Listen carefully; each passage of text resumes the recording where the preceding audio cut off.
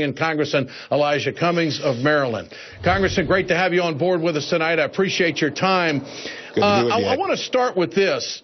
Yes, sir. It almost seems as if the Republicans are taking this personal, that if they were to pass something on immigration, that it would injure their family. It would injure them personally, that like they have something very personal at stake here, which takes me to the money powers that run the Republican Party. It's almost as if they have given them marching orders, do not do anything on immigration.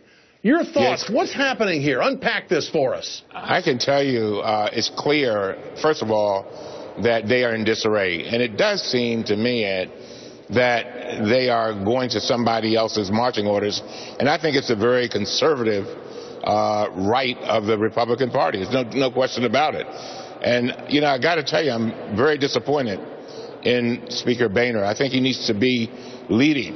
And he's not leading. He's basically following a Tea Party crowd and a very conservative crowd. I mean, think about this suit, Ed.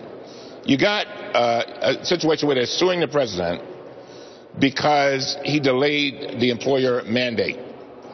But they have been the ones over the last year or two who have been trying to defund the Affordable Care Act, delay it, destroy it, and did everything in their power and voted 50 times against it. But then when he cuts a little slack for the employers to be mandated to ensure their employees, then they file suit against him. And Ed, this is the epitome of dysfunction and distraction. That's what this is all about. And so now they're telling the president to go do something on immigration, saying, "Oh, by the way, you have the powers to do this." What do you think of that? Ed, I was shocked when I read that.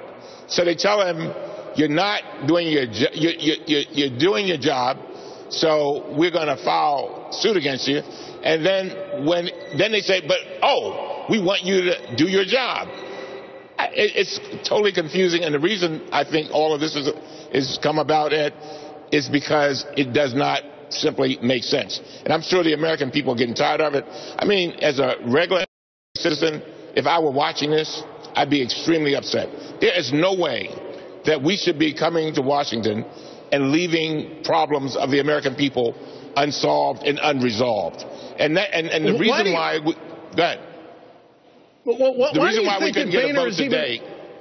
Yeah. The reason why we couldn't get a vote today is because they were so bent on trying to make sure that they did harm to the president. That's what this is all about. They want to block the president in every single thing he has tried to do, and it's very unfortunate. Well, do you think they'll get the votes, or is tomorrow just another moment of showboating for Republicans? Where's this going to go? I think this is quite likely that it'll be another moment of showboating because, again, I don't see Speaker Boehner leading. Again, you've got the conservative wing of the party, and they're saying, you know, we don't want to pay for any type of reform here. They're saying that we don't want to, although they claim they want to address the problem, they don't want to spend any money, and they want to send these young people back to the various countries, probably into, in many instances, a harmful situation. So I think we're going to be nothing. I can't see much changing tomorrow.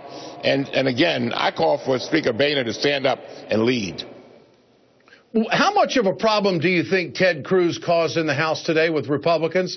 The senator from Texas, go ahead. I think he caused a lot of problems because, keep in mind, it was Cruz who met with the folks, the Republicans, when we shut down the government.